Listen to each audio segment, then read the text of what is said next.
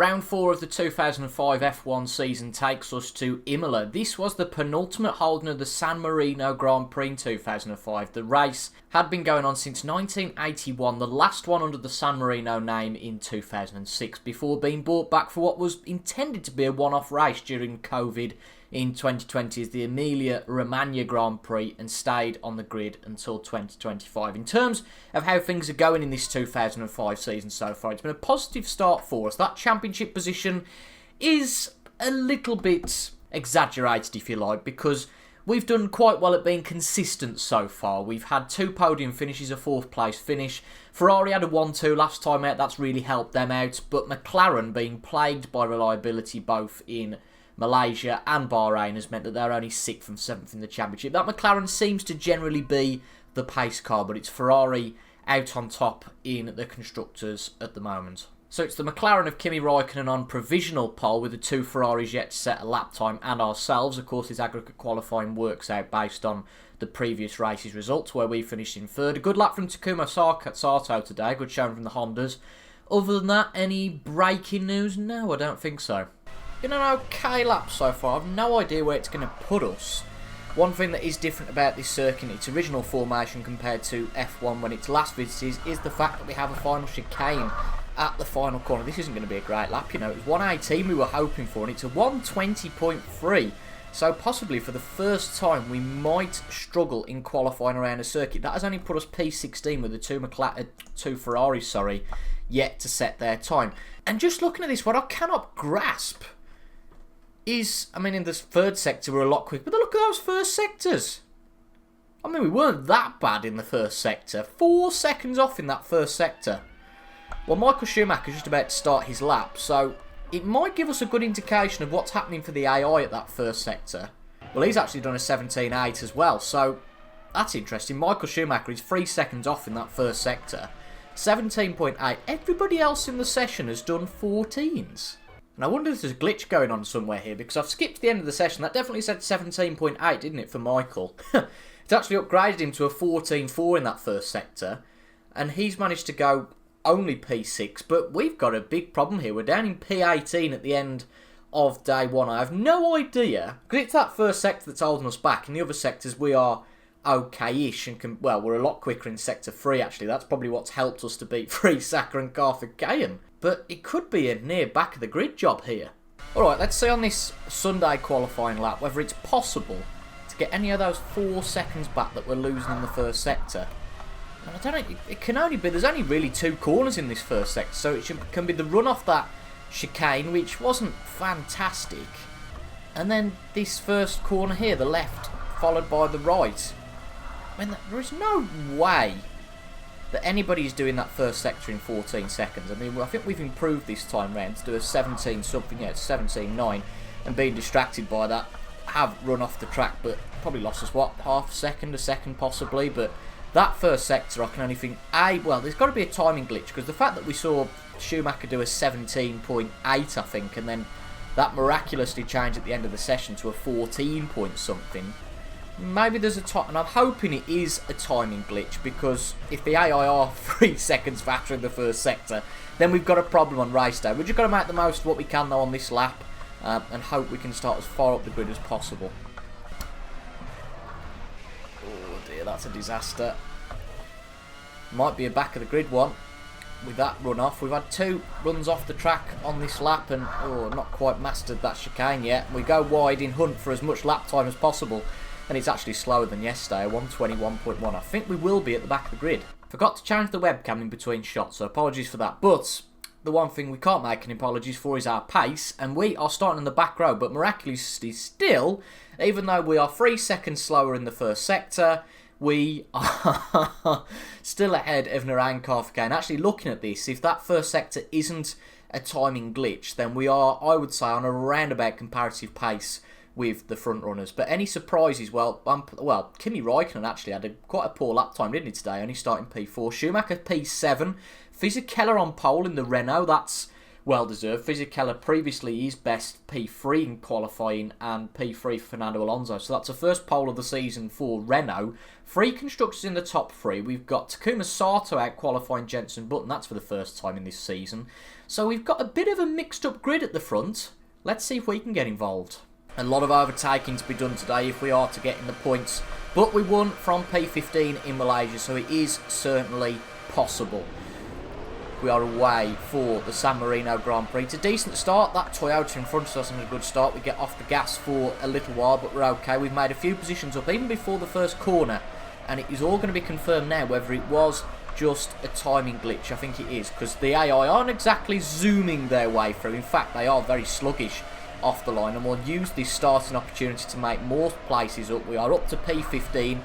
Don't want to damage our car. Again, I don't think the damage model is very sensitive in this game. You could whack the front wing and not lose it, but still I don't want to go barging into other people. That is somewhat unrealistic, but we're up to P15 off the start, so we've made up 4 positions at the start. I can't see quite what's happening up at the front. Nearly make contact with the Williams. I think that's Mark Webber who is in front of us there. No, it's Nick Heidfeld in front of us, sorry. It's Mark Webber behind. This is the section of the track that we seem to be a lot quicker, not if you cut the corner like that though. I'm surprised we didn't get a penalty there. But nevertheless, a good run through the corner. The Williams has got a good run on the Toyota though, so he might go for a move up the inside. He decides not to, so we're going to go up the inside of both of them. And that is a very nice double overtake there. And we're up to P13 on the end of the first lap. It's a 13-lap race, this one. So the first race of the season not to be 12 laps, but that doesn't make a massive difference to things, I guess. That Williams, Sauber of Felipe Massa is very slow through the last chicane, and I think for the first time in this season, Jacques Villeneuve, which is Massa's teammate, isn't it? I always seem to get confused between who Massa's teammate is. I think it is Jacques Villeneuve. It is, yep, he is in the Sauber. So for a rare occasion this season, Villeneuve is ahead of Felipe Massa, but it's not exactly like we are drawing these guys in anywhere near as much as we were on the other tracks. So we've got a good race on our hands today. I think we're not just going to be zooming past people like we seem to do in Malaysia. Just caught a glimpse of the front. It is still the Renault leading, but he's got quite a train behind him. I think the McLaren of Raikkonen is still second, and there's a Ferrari in third. So I think, did Barrichello qualify third? So it might well be just as it started. Michael Schumacher, though, not really recovering from his starting position. I think he's in, yeah, he's in P8, isn't he? Because we can see up to P9 ahead. Jacques Villeneuve ahead of us. I'm not familiar with that. There's got to be the 2 Red Bulls, I would say, in P9 and 10. Getting into our rhythm a bit now, and Jacques Villeneuve is coming up ahead of us. We're not gaining massively, but just enough possibly to sneak a move at one of these next corners.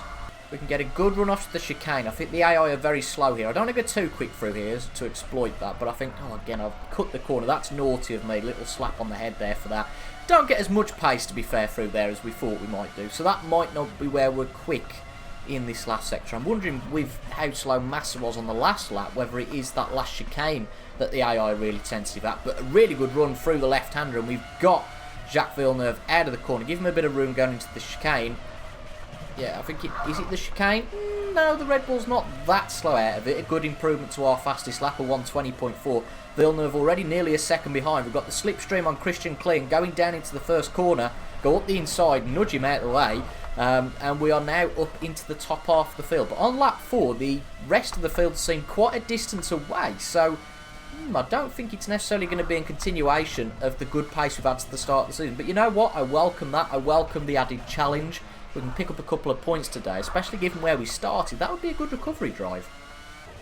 Once again, out of the penultimate corner before the chicane, we've had a good run, and we'll outbrake David Coulthard. So we're up to P9, and there's a couple in the pits very early on, considering this is a 13-lap race. So we go from P9 up into P7. We're pitting on lap 6. That was what the game advised us to do. So that is what we will do, and nearly getting into a spin there, but okay, fortunately. A 1:19.2, so that's our fastest lap of the race by a second. Not going to be helped by going wide and getting onto the grass and losing pace. I'll be interested to see what our delta to Michael Schumacher is at the end of this lap. So it's 4.3 at the moment. Take note of that. Let's see if we can gain on the Ferrari before the end of the lap. He's probably being held up a little bit by the BARs in front, possibly.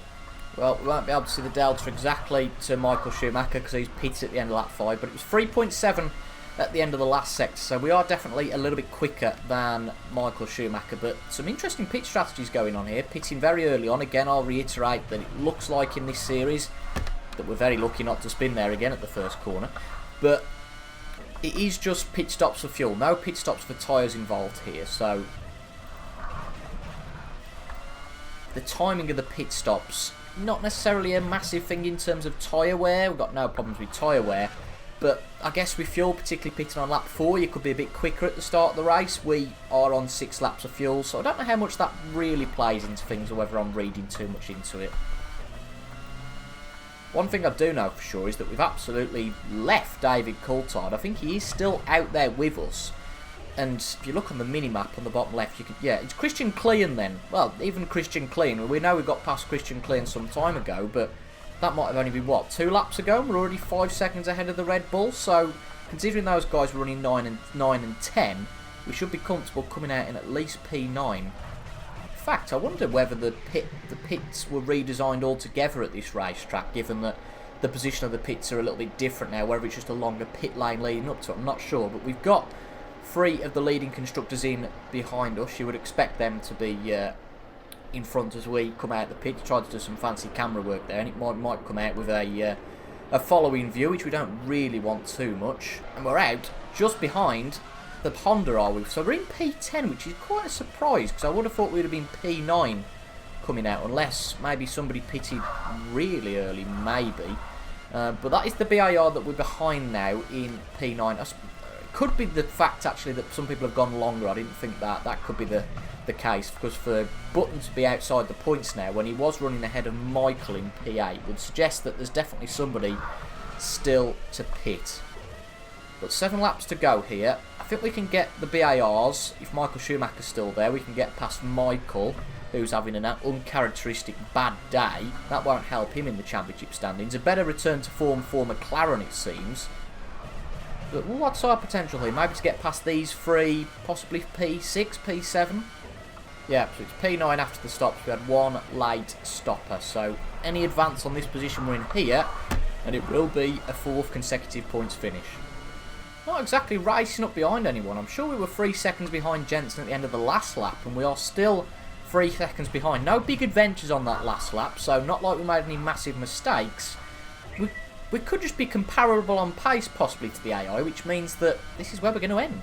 Yeah, it's actually 3.3 at the end of the second sector. So look at the gap back to David Coulthard. We're clearly a lot quicker than the midfield and the back runner teams. But the main 4, which I think it is 2x2x2x2 in terms of it being 4 teams in the points today, BAR, Ferrari, McLaren and Renault. And we can't really seem to make any inroads despite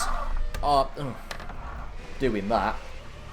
Not despite doing that, we've actually got a slowdown for that, which feels a little bit harsh considering we lost the time anyway. But this could be our first pointless race, and well, I don't think we could have done anything about qualifying because of that time glitch. But I think even qualifying higher up, if we can get past drivers, I think that's fine, because the AI aren't exactly all that aggressive. We're now 5 seconds behind Jensen Button, so considering we've got 4 laps to go, we've got to be probably a 1.5 seconds quicker on these next 3 laps, and going sideways there isn't going to help anything. Yeah, got to be a 1.5 seconds quicker realistically a lap to be able to be close enough on the final lap to forge a move. But this just gives me a little bit of confidence with the F105 AI, because I don't want to just come up streaming behind and be a couple of seconds quicker than the other guys. So it looks more like we're going to have more of a competitive field. So that's all good to hear in the next couple of races, because I think realistically in Bahrain we could have won if we hadn't have made so many mistakes. We were a long way behind in the end, but I think that long way, it was about 12 seconds behind Rubens Barrichello was probably achievable if we had a good Grand Prix. I feel like here, 5 seconds behind Jensen Button, we made a few minor errors. We might have been just up with Jensen Button, but certainly nowhere near the leaders.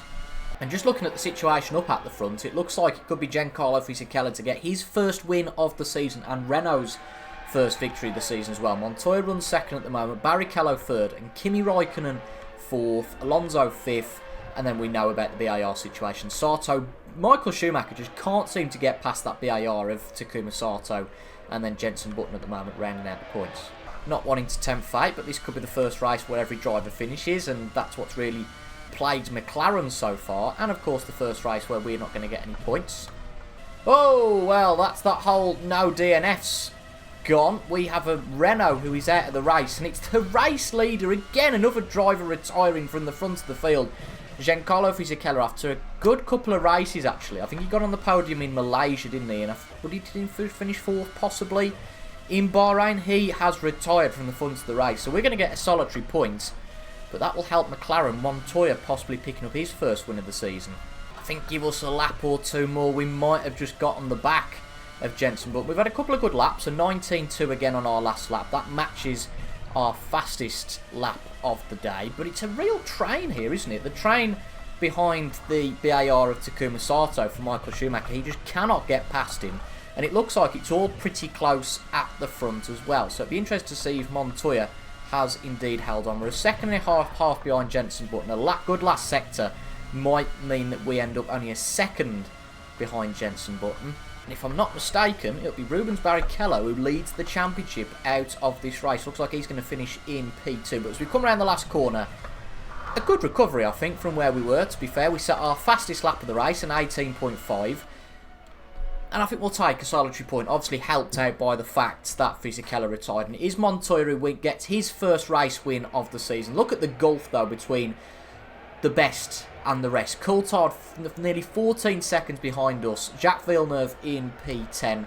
No points for Felipe Massa today. He's back in P12. So not a great day for him. Jarno Trulli in 13th. That might be a best result of the season for him. It certainly is. And Albers, Friesacker and Carfricane a long way back. What does that do for the championship standings? We've gone a little bit too far. So I'll show that in a little while, shall I? But in the constructors, Ferrari still lead. McLaren in second. Renault very close to them in third. BAR Honda picking up a good amount of points today. They got 5th and 7th, didn't they? So that's 4 and 2. So 6 points. That puts them ahead of Sauber, Petronas, and still Red Bull, Toyota and Minardi yet to score any points. So thanks to me skipping ahead a little bit prematurely, we'll see the championship standings here on the main screen. So Barrichello has took our place at the head of the championship. A real missed opportunity for Michael Schumacher, who can only finish in between the two BARs. But a race win for Juan Pablo Montoya really puts him in it. Alonso with 19 points as well. Kimi Räikkönen will be happy to finish today. A really solid third place given he's retired from the last two. But it's really competitive up at the front. You've got